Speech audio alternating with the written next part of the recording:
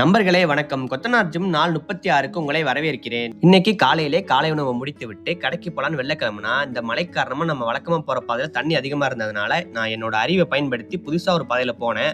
ஆனா போன அப்புறம் தான் தெரிஞ்சது, நான் என்னோட அறிவை பயன்படுத்தாம இருக்கிறது எனக்கு ரொம்ப நல்லதுன்னு. ஏன்னா வழக்கமா போற பாதையில தண்ணி இருக்கும். ஆனா இங்க தண்ணி தான் பாதையாவே இருக்கு. இது எல்லாத்துக்கும் காரணம் என்னோட அறிவு தான். அப்புறம் கடைக்கு போயிட்டு புரதச்சத்துக்கு கோழியை வாங்கிட்டு வர்ற வழியில இந்த கொய்யாப்பழம் வாங்கலாமா இந்த வெள்ளரிக்காய் வாங்கலாம்னு ஒரே கன்ஃபியூஷன். நான் எதை வாங்கியிருப்பேன்னு நீங்க கமெண்ட்ல சொல்லுங்க. சரியா சொல்றவங்களுக்கு 1 கிலோ பார்சல். பிறகு வீட்டுக்கு வந்ததும் தலைகீழ நிற்பதற்கு கொஞ்ச நேரம் பயிற்சி. இன்னைக்கு வேற வெயில் இல்லாத காரணத்தால மொட்டை மாடிக்கே வந்தாச்சு. சரி தலைகீழ நிக்கிறேன்னு தரையை நிக்கிறது போதும்ட்டு கீழே போயிட்டு மதிய உணவு முடிச்சுட்டு மிச்சம் இருக்கிற கோழி எலும்பெல்லாம் இந்த குட்டி குஞ்சானங்களுக்கு போட வந்தா இவங்க சண்டை போட்டு நம்ம குஞ்சான கடிச்சிடுவாங்க போல இருக்கு. அந்த மாதிரி வரானுங்க.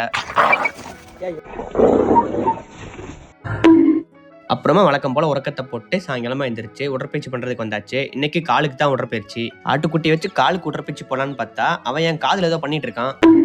அப்புறமா மாடிக்கு போய் இன்னும் ஒரு சில உடற்பயிற்சி எல்லாம் போட்டு பயிற்சி முடிச்சுட்டு கீழே போயிட்டு நல்ல ஒரு குளியலை போட்டு இரவு உணவுக்கு முட்டை தோசையோட இன்னைக்கு நாளை முடிச்சுட்டேன். உறுதியாக நண்பர்களே, நாளைக்கு பார்க்கலாம்.